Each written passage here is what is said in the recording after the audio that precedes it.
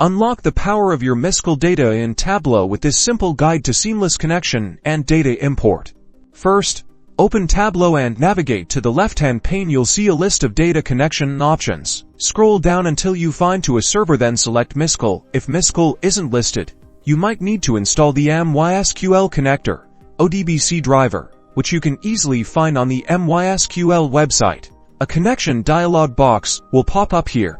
You'll need to enter your Mysql server address, the database name you want to connect to, your username, and your password. Double-check these details for accuracy. Once you've entered your credentials and click Sign In, Tableau will display a list of tables from your chosen database in the left pane. Simply drag and drop the table you want to analyze onto the canvas. You can add multiple tables and define relationships between them if needed. Review a sample of your data in the grid below. Click Update Now to preview the data and to ensure it's what you expect.